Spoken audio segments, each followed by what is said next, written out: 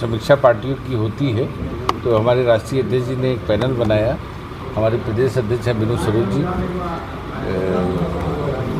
हमारे महासचिव हैं डॉक्टर के ओझा जी और राजवत जी हमारे महासचिव प्रधान महासचिव हैं और युवा के अध्यक्ष भी हैं और लोग भी साथ के हैं मिलके कि जिले में जाके समीक्षा करिए और पार्टी के कार्यकर्ताओं से राय लीजिए कि पार्टी को और किस तरह से मजबूत किया जाए और किस तरह से विस्तार किया जाए। इसके बारे में परिवार के बीच में बैठ के हम राय लेने आए हैं। साथ में पार्टी के बारे में राय लेने आए हैं कि आगे कैसे पार्टी को बढ़ाया जाए, इसके बारे में राय लेने के लिए आए हैं। 2027 चुनाव आ रहे हैं। स्वाभाविक पार्टी बनी है तो चुनाव लड़ेंगे और चुनाव लड़ेंगे तो उसके लिए समीक्षा और संगठन की ज़रूरत होती है।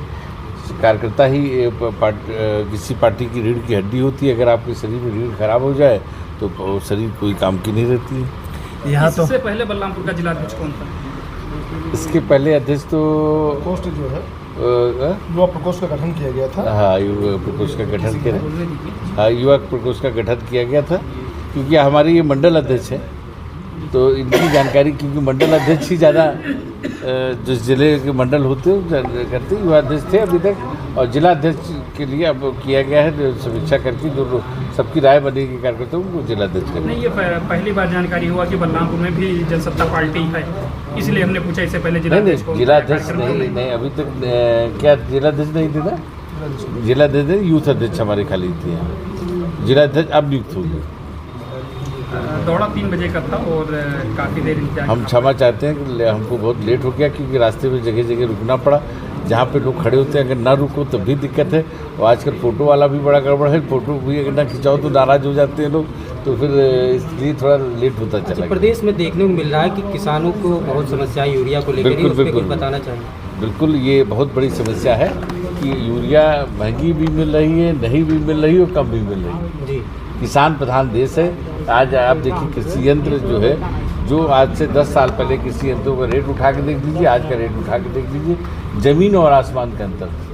रोटीवेटर, कल्टीवेटर, जितनी कृषि यंत्र हैं उनका दाम बहुत बढ़ गया है। जो मोटरसाइकिल 50,000 की थी आज 1 लाख 1.25 लाख की हो गई। किसान मोटरसाइकिल देखता है, BMW तो देखेगा नहीं।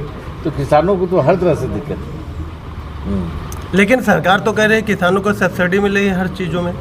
सब्सिडी कहाँ जा रही, क्या जा रही, इससे नहीं मतलब हमारा। किसान जब यंत्र लेने जाता है, अब हमको आज ज़रूरत है, अगर हम ऑनलाइन करते हैं फिर कोई यंत्र में सब्सिडी मिलती है तो उसको साल 2 साल लग जाता है, फिर कहाँ से क्या हो जाए कोई भरोसा नहीं है।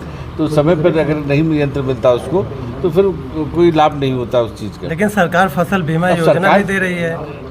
कुछ भी दे रही हो, जब बड़ा किसान जिसके छोटे किसान को मिल रहा 2000 रुपये हमको मिला, 2000 से क्या होता बताइए? 1000 रुपये से क्या होता है? हमें सुविधाएं चाहिए, किसान को सुविधाएं चाहिए। किसी यंत्र पे आप देखिए आज की डेट में जानवर रात में चढ़ जाते हैं। हमारी सरकार बनती है, हमारी पार्टी की है घोषणा पत्र में भी है कि बिना ब्याज के हम बैरिकेडिंग के लिए पैसा देंगे किसान को ना। बिना ब्याज के तो बैरिकेडिंग हो जाएगी तो उससे कम से कम किसान को रात को सो तो सकेगा। और खाद आप 50 किलो में 5 किलो कम कर दिए हैं और रेट भी आपने बढ़ा दिया। तो ये दुर्भाग्य, मतलब इधर से पकड़ लो कहानियाँ, इधर से पकड़ लो, कहीं ना कहीं से तुम निकाल ले रहे हो आप 2000 दे के। पार्टी आपकी गठबंधन करेगी या फिर स्वतंत्र चुनाव? देखिए हम स्वतंत्र, देखिए ये राष्ट्रीय मुद्दे हैं कि आप राष्ट्रीय पदाधिकारियों से पूछ सकते हैं कि गठबंधन करेगी नहीं करेगी। हम उसकी तैयारी में हैं कि हम अकेले चुनाव लड़ेंगे। प्रदेश आप देखिए कि प्रदेश में पिछली बार चुनाव हुआ, जितनी पार्टियां थी वो गठबंधन से लड़ी। हमारी पार्टी मात्र 20 सीटों, क्योंकि नई नई पार्टी बनी थी, 20 सीटों पर चुनाव लड़ी और बिना किसी एक भी पार्टी से गठबंधन हमारा नहीं था। फिर भी हमारे 2 MLA के MLC जीते और विधानसभा में तीसरे नंबर की पार्टी है।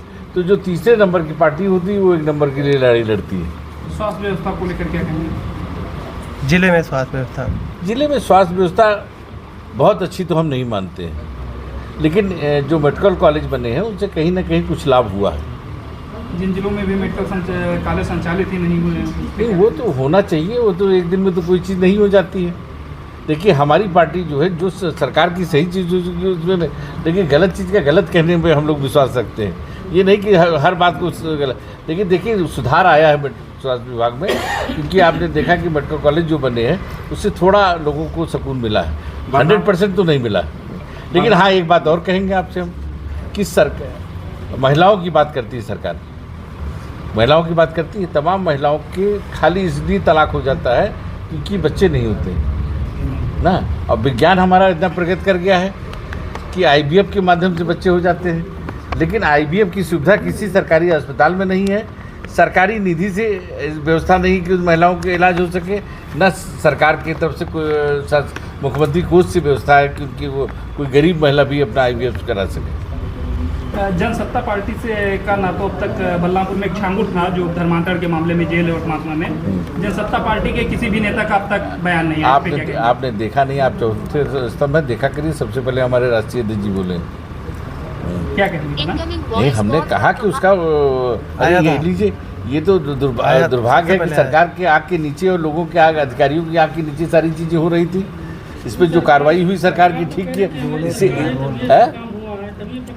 हाँ तो बिल्कुल सही पकड़ा गया है, लेकिन चल भी रहा था वो भी दुर्भाग्य। भाई इतना बड़ा धमातर या इस टाइप से आतंकवाद चल रहा था, एक तरह से आतंकवादी समझिए इसको ना। तो इस टाइप की चीज़ें चल रही थी, जो अधिकारी थे क्या कर रहे थे, उन पर क्या कार्रवाई हुई ये भी तो देखना है। पूजा पाल को समाजवादी पार्टी पूजा पाल से हमारा हमें कुछ पता नहीं, हम तो इतने जिले के दौरे पे हैं। पूजा पाल को क्यों उन्होंने निकाला, उनकी पार्टी का इंटरनल मामला है, उनके घर का मामला है, किसी के घर में नहीं घुसना चाहिए। ठीक है।